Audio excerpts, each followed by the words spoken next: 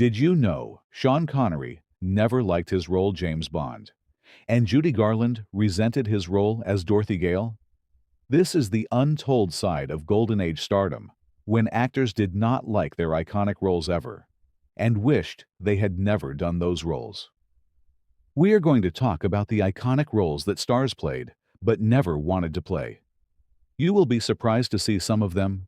Basil Rathbone, Sherlock Holmes. Basil Rathbone could never shake the shadow of Baker Street.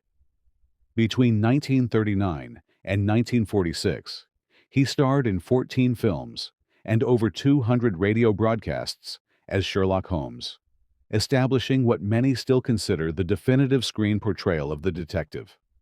But while audiences adored his cerebral, sharp-edged Holmes, Rathbone saw the role as a creative prison. A classically trained actor who had excelled in Shakespearean theater, he found himself increasingly dismissed by critics and casting directors alike. He complained bitterly in interviews and memoirs that no matter how varied his earlier career had been, he was now only ever seen as Holmes. After his last Holmes film in 1946, Rathbone returned to the stage in an attempt to resurrect his classical career, but the typecasting stuck. Studios viewed him as a genre figure, while producers often passed him over, fearing audiences wouldn't accept him outside the deerstalker hat. Financial strain forced him to take roles he disliked, including horror B-movies that offered little creative satisfaction. His later writings often returned to Holmes with a mix of respect and exhaustion. He credited the role with giving him longevity, but lamented how it had buried his range. Despite his disdain, Rathbone remains entwined with Holmes in pop culture memory, the face that defined an icon he wished he could leave behind. Bela Lugosi, Dracula. Bela Lugosi's deep, Hungarian-accented delivery in Dracula, in 1931, launched Universal's horror cycle and forever branded him a screen legend. But behind the cape, Lugosi quickly found the role more curse than gift. He had originally played the part on Broadway and begged Universal to cast him in the film, even accepting a fraction of what other actors were paid. Though the movie was a hit and Lugosi became a household name, he found himself stuck in roles that echoed Dracula's eerie, foreign menace. Studios rarely offered him anything but villains, mad scientists, or variations of the Count. Lugosi, who had once dreamed of being a romantic leading man, became embittered by the narrowness of Hollywood's imagination. Worse still, he was frequently underpaid and outmaneuvered by his studio rivals. Boris Karloff, his frequent co-star and competitor, often received higher billing and better scripts, something Lugosi reportedly resented deeply. By the 1940s, his career had declined to the point where he took parts in Poverty Row productions. Morphine addiction, developed after surgery in 1935, further dimmed his prospects. In one of the most heartbreaking chapters of his career, Lugosi died nearly penniless in 1956, buried in the Dracula cape he came to loathe. Though he is now revered as a horror icon, Lugosi lived long enough to witness his fame reduced to caricature. George Reeves, Superman. George Reeves never expected a red cape to define and ultimately derail his career. He began in Prestige Pictures, appearing as one of the Tarleton twins in Gone with the Wind in 1939, and earned consistent work in films throughout the 1940s. But it was the 1951 debut of Adventures of Superman on television that changed everything. As the Man of Steel, Reeves became a household name and a hero to millions of children across America. Yet off-screen, he chafed against the role's limitations. Film offers dried up as casting agents saw him only as Superman, unable to imagine him in more serious or varied parts. Reeves himself felt boxed in by the series' juvenile tone, lamenting in private that he wanted to do more than leap tall buildings and say the same lines week after week. According to friends and colleagues, he fell into deep depression over the stagnation of his career. Attempts to direct or transition behind the camera were met with limited interest from studios.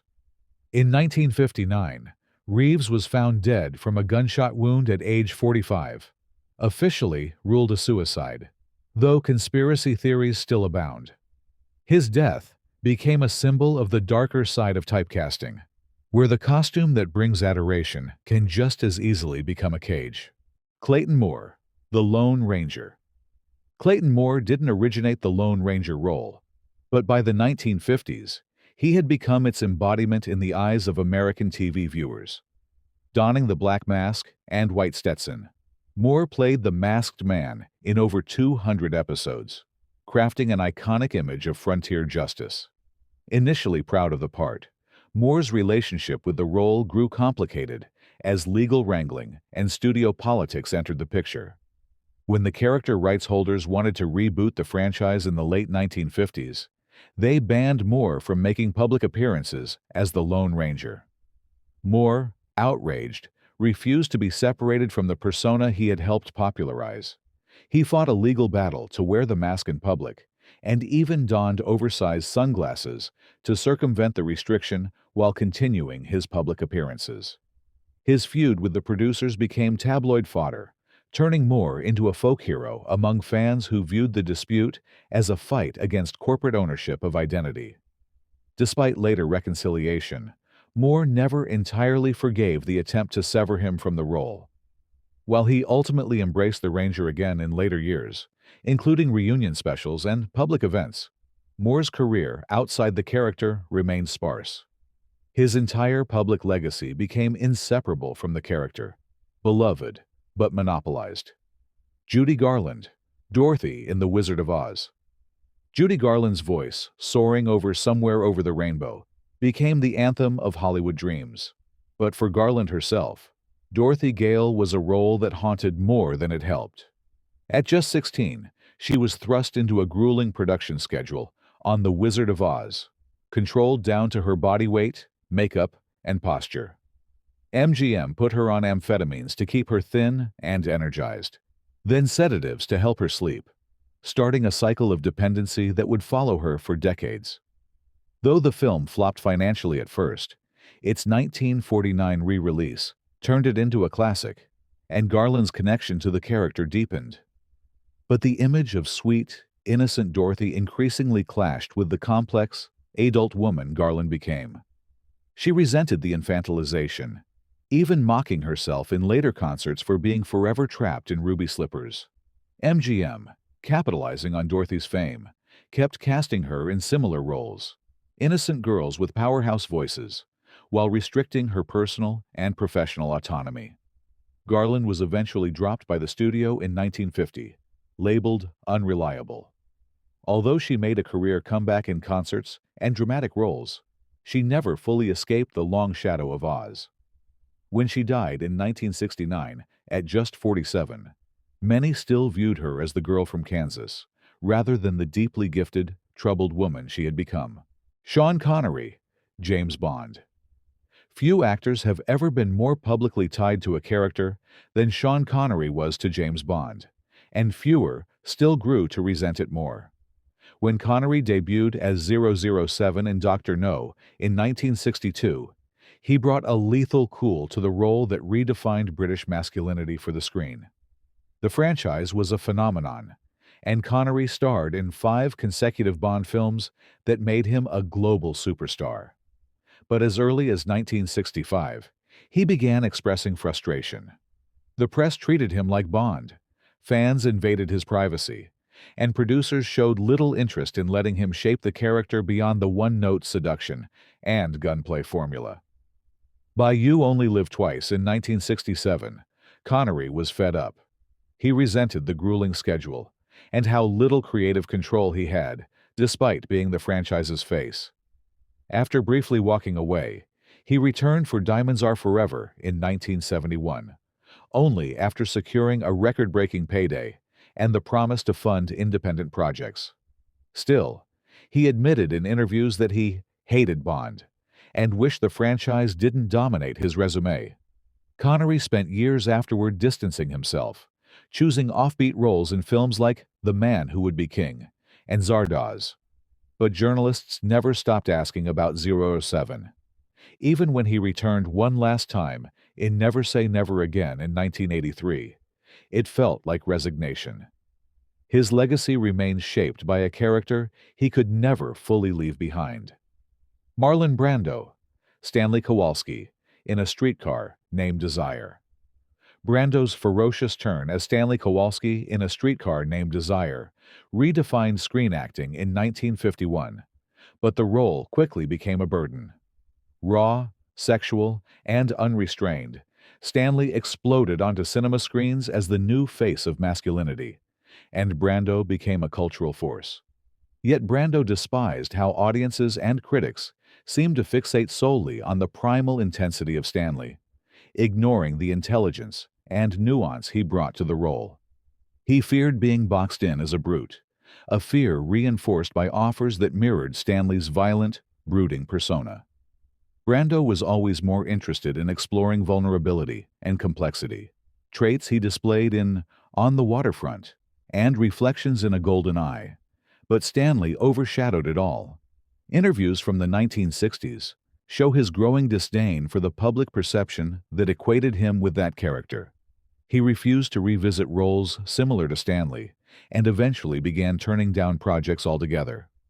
By the 1970s, Brando had grown so weary of the Hollywood machine that he would take roles based on how much he could subvert audience expectations, as he did in Last Tango in Paris and The Missouri Breaks. Stanley Kowalski may have made him a legend, but for Brando, it was also the role that marked the beginning of his complex and often antagonistic relationship with fame. Alec Guinness, Obi-Wan Kenobi in Star Wars. Sir Alec Guinness had already carved out a legendary career in British theater and film before George Lucas offered him the role of Obi-Wan Kenobi. By the time Star Wars was released in 1977, Guinness had been nominated for Oscars, won a BAFTA, and starred in classics like The Bridge on the River Kwai. To him, science fiction was a juvenile genre, and the script, filled with lines like "use the Force," felt silly and confusing. He reportedly called it fairy tale rubbish and confessed to a friend that he struggled to take the material seriously. On set, Guinness requested line rewrites and expressed frustration at the dialogue, which he described as mumbo-jumbo. After the film's release, the role brought him immense financial success. He negotiated a percentage of the gross, which earned him more money than anything he'd ever done. Still, he remained ambivalent, especially about the fandom. In one infamous incident, he claimed he told a young boy he would grant an autograph only if the child promised never to watch Star Wars again. Guinness grew increasingly private about the role in later years, preferring to discuss his Shakespearean work and wartime dramas. Despite playing Obi-Wan in 2 sequels, and despite the global recognition it brought him, he regarded it as a role he endured rather than embraced. It was a part that brought immortality, but, to his mind, not dignity. Christopher Lee, Dracula in Hammer films. For Christopher Lee, Dracula was a double-edged sword that sliced deeper with each sequel. His breakthrough as the Count came in 1958's Horror of Dracula, a Hammer Films production that revived Gothic horror for a new generation. Tall, imposing, and with a commanding voice, Lee's Dracula was seductive and terrifying, unlike any before him. The role made him a horror legend, but Hammer quickly began churning out sequels. Dracula, Prince of Darkness, Taste the Blood of Dracula, Scars of Dracula, and Lee began to grow weary. He was often given scripts he found lazy, formulaic, and at times outright insulting to the intelligence of audiences. In one case, he reportedly refused to speak lines he deemed beneath contempt, and played Dracula completely silent. Studio pressure and financial necessity compelled him to return time and again, even as he felt creatively stifled. Interviews from the 1970s reveal a man increasingly frustrated with being seen only as a monster, despite his broader range. He spoke 6 languages, played classical roles, and had dreams of directing. It wasn't until The Wicker Man and later The Lord of the Rings that he fully escaped Dracula's long cape. Lee often spoke of the Count with professionalism, but rarely with affection. To fans, he was the definitive Dracula. To Lee, he was a trap. James Cagney, gangster roles. James Cagney didn't want to be remembered as Hollywood's most dangerous tough guy. He wanted to be remembered as a song and dance man. Yet his explosive turn as Tom Powers in The Public Enemy in 1931 made him the face of the gangster genre. The film's infamous grapefruit in the face scene cemented him in the public mind as volatile and brutal, a persona that studios would mine again and again. Roles in Angels with Dirty Faces, White Heat, and others reinforced the image, even as Cagney privately protested. He had trained in vaudeville, adored musicals, and longed for light comedies and stage-style performances. He pushed to show his range in films like Yankee Doodle Dandy, a part that won him an Oscar, but the industry kept steering him back to the barrel of a gun. Cagney grew increasingly disillusioned with the studio system and frequently clashed with Warner Brothers over contracts and casting. At one point, he sued for breach of contract and won, a rare victory at the time. He later said that the public only wanted to see him kick somebody in the teeth, not realizing how much joy he took in dance. Even in retirement, he joked that people expected him to be armed and dangerous. For Cagney, the gangster roles paid the bills, but they never touched his heart.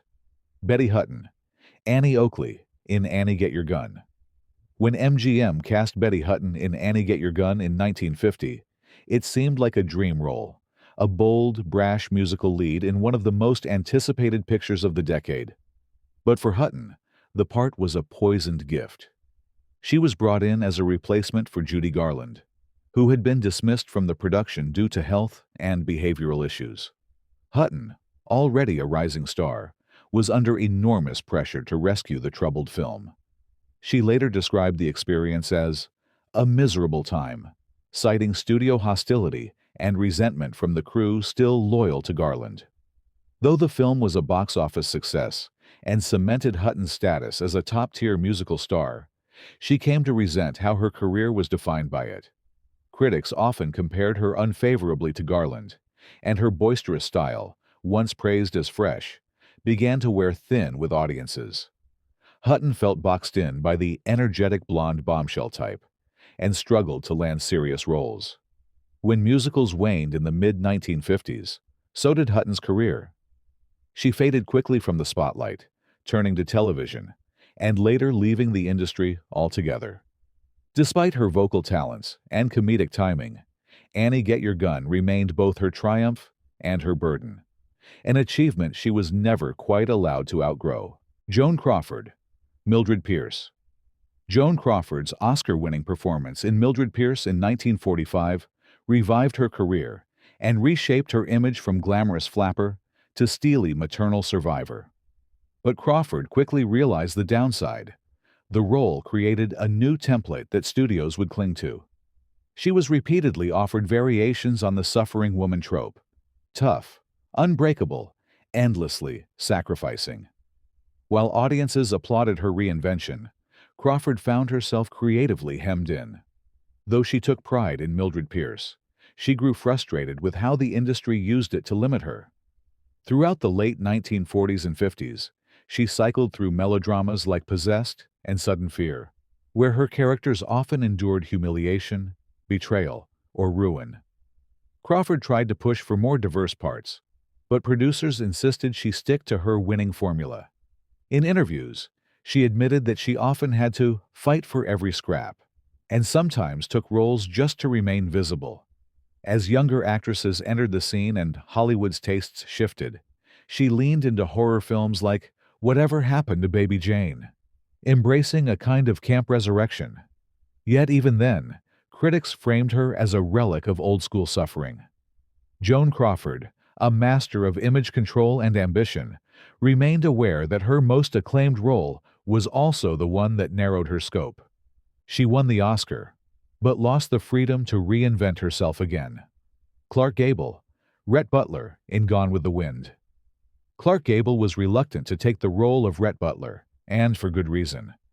He feared the character, brooding, suave, southern, would pigeonhole him into a single kind of masculinity that he wasn't interested in sustaining. Producer David O. Selznick practically begged him to sign on, and fan demand was overwhelming. Released in 1939, Gone with the Wind became the most successful film of its era, and Gable's smoldering performance made him immortal, but he never loved the part. Gable thought the film was overlong and melodramatic.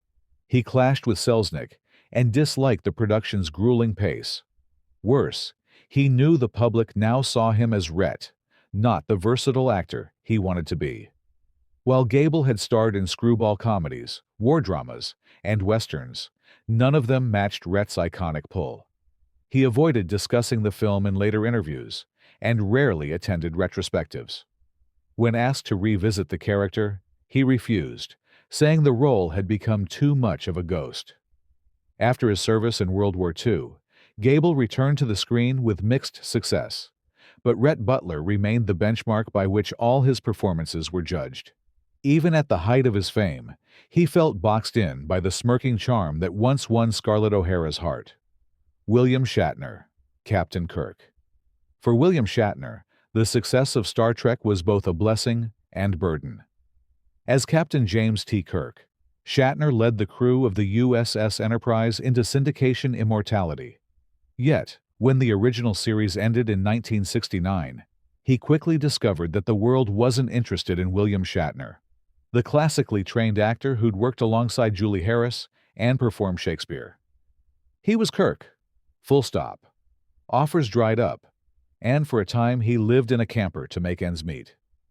Shatner resented the public's inability to separate him from the character, and critics were quick to mock his distinctive speech patterns and dramatic delivery. His attempts to branch out, guest spots, B-movies, even directing, were often met with ridicule. He later admitted he once took his frustrations out on Star Trek fans, not understanding the depth of their devotion. By the late 1980s, he began to reclaim the role on his own terms, leaning into the camp and parody, while still commanding respect from the fandom. He wrote books, hosted documentaries, and turned Kirk into a pop culture titan, not just a relic. Still, for decades, Shatner bristled at the way the role loomed over everything he did. He didn't want to be the captain of one ship. He wanted a fleet. Veronica Lake, peekaboo blonde roles. Veronica Lake's hair made her a star before her acting ever did. That trademark peekaboo wave, a cascade of blonde curls covering one eye, became a sensation during the early 1940s. Paramount built her image around it, pairing her with Alan Ladd in a series of noir hits like This Gun for Hire and The Blue Dahlia. But Lake herself disliked the focus on her appearance. She longed for roles that would prove she was more than a hairstyle or a sultry voice. During World War II, the U.S. government asked her to change her hair to a safer, tied-back style, citing accidents among women working in factories who were imitating her look. The studio pushed back, fearing a decline in her sex appeal. When she did cut her hair, box office receipts fell, and Lake was blamed. She quickly became a scapegoat in Hollywood for poor grosses, and her career stalled. She openly blamed the industry's obsession with her appearance for limiting her range and destroying her chances at serious dramatic roles. By the 1950s, Lake had all but vanished from screens, working as a barmaid in Manhattan under her real name, Connie Ockelman. Though she attempted brief comebacks, her reputation as a moody beauty with a gimmick haircut stuck. Veronica Lake's legacy may live in her silhouette, but she spent her later years trying to prove she had more than just good lighting and curls. Tony Curtis. Pretty boy roles. Tony Curtis never wanted to be known as just a pretty face, but Hollywood had other plans. With matinee idol looks and a streetwise New York accent, he first caught attention in the late 1940s. Universal cast him in swashbucklers and romantic dramas that played up his physical appeal. But Curtis wanted to be seen as a serious actor. He publicly pushed for more demanding parts, eventually winning acclaim in The Defiant Ones in 1958, which earned him an Oscar nomination. Yet for all the critical praise, his legacy remained tied to roles like the cross-dressing musician in Some Like It Hot and the slick press agent in Sweet Smell of Success. Curtis resented how the industry and public alike focused on his appearance, often downplaying his acting craft. In interviews, he recalled how reviewers rarely commented on his performances without mentioning his face, or how studios hesitated to cast him in challenging roles, fearing his fans wouldn't accept it. Even later in life, as his face aged and his fame faded, Curtis struggled with the industry's indifference. He turned to painting and memoir writing, trying to reshape the narrative around his career. While he eventually found peace with his past, he never forgot the uphill battle of being taken seriously in a business that first saw him as decoration. Elizabeth Taylor, Cleopatra. The production of Cleopatra in 1963 was a public spectacle, unlike anything Hollywood had seen before, and Elizabeth Taylor was at its center. The role paid her $1 million, the highest salary for an actress at the time, and the tabloid frenzy over her affair with Richard Burton ensured daily headlines. But Taylor hated the experience. The film took years to complete, suffered from constant rewrites, and ballooned to a record-breaking $44 million budget. She nearly died of pneumonia during production, and later described the entire shoot as a nightmare of delays, egos, and exhaustion. Though the film was a commercial success internationally, it was considered a domestic financial disaster and marked the beginning of Taylor being treated more as a celebrity than a serious actress. Critics panned the film's length and excesses, and Taylor herself admitted she disliked the final product. Worse, Cleopatra became shorthand for her off-screen life: scandal, luxury, and volatile love. From that point on, many saw her more as a tabloid figure than a performer. She took fewer serious roles afterward and found herself typecast as a diva, a label she never sought. While her legend grew, Taylor's ambitions as an actress seemed permanently eclipsed by the Queen of the Nile, a character she brought to life but wished she could leave behind. Shirley Temple, child star roles. Shirley Temple was once America's sweetheart, the child star who lifted national spirits during the Great Depression. With her dimples, curls, and sunny disposition, she became the top box office draw from 1935 to 1938, ahead of Clark Gable and Bing Crosby. But the very image that made her beloved became a burden as she aged. Audiences wanted her to remain a child forever, and when she grew into adolescence, the public's interest cooled. Her later films failed to perform, and by the time she turned 22, she had retired from acting altogether. Temple resented how her childhood was shaped by rigid studio control, constant publicity, and the pressure to perform on cue. In her memoirs, she wrote candidly about the loneliness and oddness of growing up in a world where every smile was managed. Attempts to return to acting in adulthood were met with lukewarm responses. Producers and audiences alike still saw her as the little girl singing "On the Good Ship Lollipop." Temple later pivoted to politics and diplomacy, finding success as a U.S. ambassador. While she came to terms with her early fame, she always acknowledged the strange captivity of being a child icon. Her ringlets might have brought joy to millions, but they also locked her in time. Robert Mitchum, tough guy roles.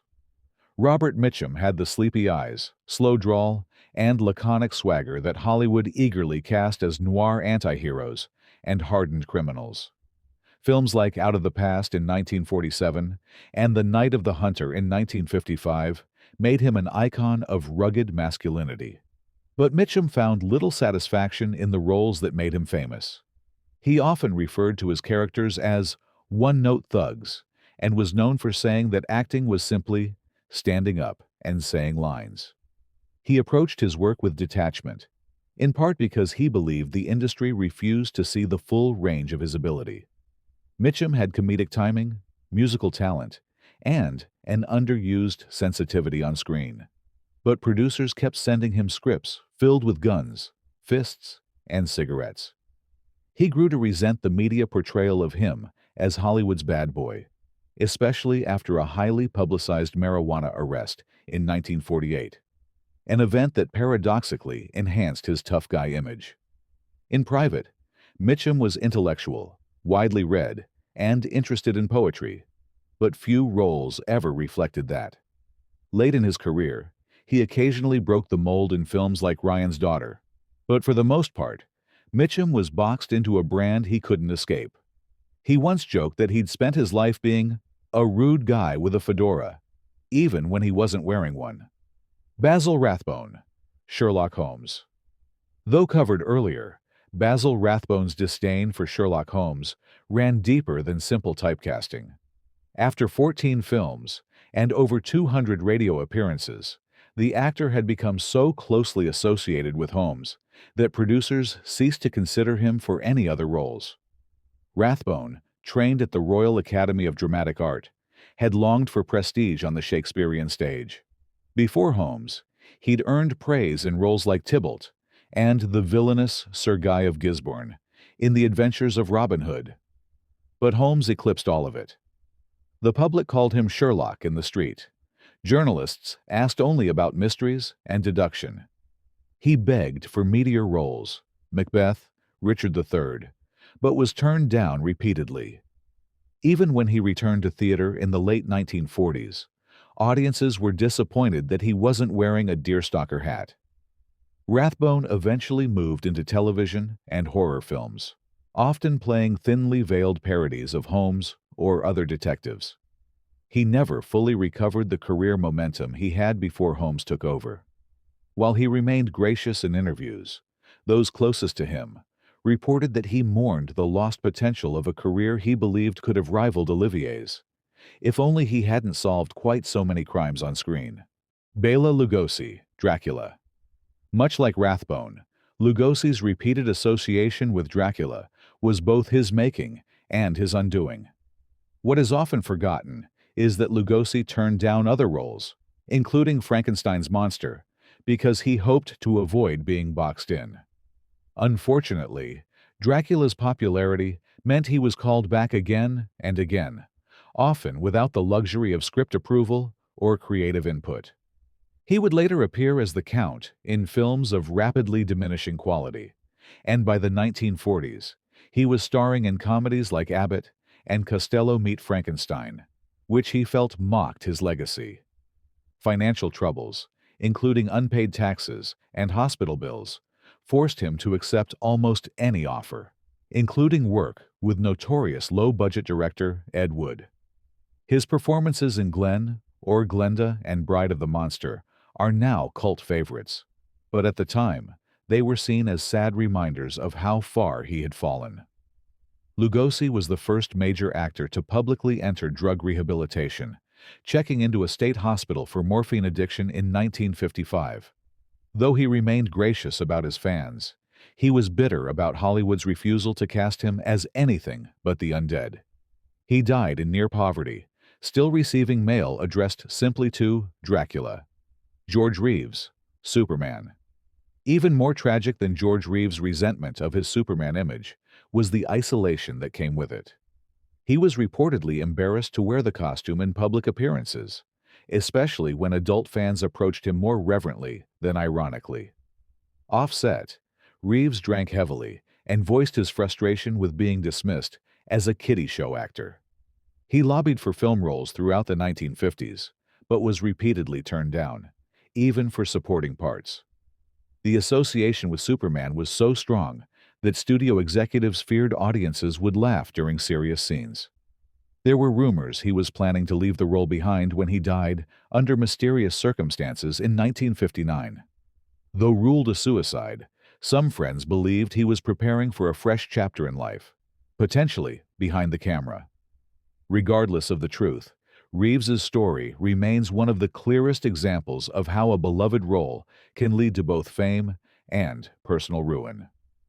Marlon Brando, Stanley Kowalski.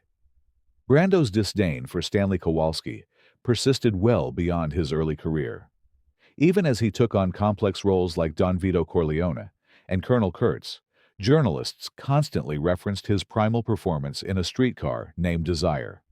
Brando believed that the obsession with Stanley prevented critics from acknowledging his broader artistry. He once referred to the role as a trap, noting that no matter what else he accomplished, audiences seemed unable to forget the sweaty, ripped shirt version of him screaming, "Stella!" outside a New Orleans apartment. In private, he spoke about Stanley as a symbol of the parts he was tired of being offered. Emotionally stunted men who exploded when cornered. The fact that this role launched a method acting revolution only deepened Brando's frustration. He didn't want to be a symbol. He wanted to be left alone. And yet, the world kept replaying his breakout scene, long after Brando had moved on. Alec Guinness, Obi-Wan Kenobi. The irony of Alec Guinness's Star Wars fame is that it eclipsed a far more decorated career. Guinness had won an Oscar, performed on London's West End, and earned a knighthood. Yet, young fans only knew him as Obi-Wan Kenobi. He often refused to speak about the films in detail, and admitted that he didn't understand the story's logic. In private letters, he expressed dismay that his most enduring legacy might be a character from a movie for children. He also grew weary of the endless autograph requests and fan mail that focused solely on his Jedi character.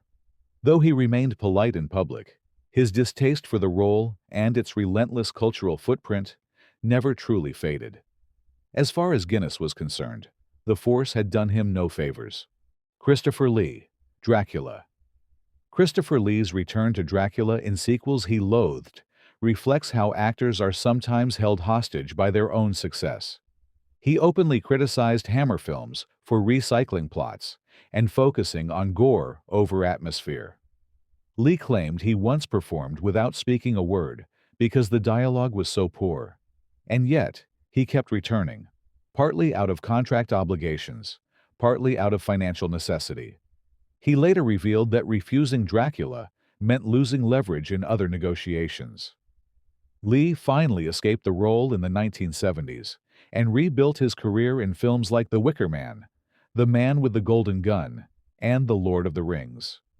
Still, no matter how many epic franchises he joined, he was always asked about Dracula. It was a role he gave his presence, his voice, and his dignity to, often without thanks. Even as he aged into a knighted elder statesman of cinema, Lee never quite stopped exorcising the vampire he helped define. From Rathbone's Sherlock to Brando's Stanley, these tales reveal fame's double-edged sword.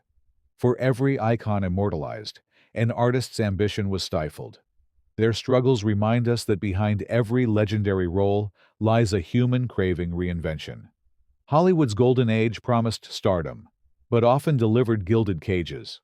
For these actors, fame was both a crown and a shackle, a legacy they fought to escape, but could never fully outrun. Thanks for watching. Subscribe to uncover more hidden histories of Hollywood.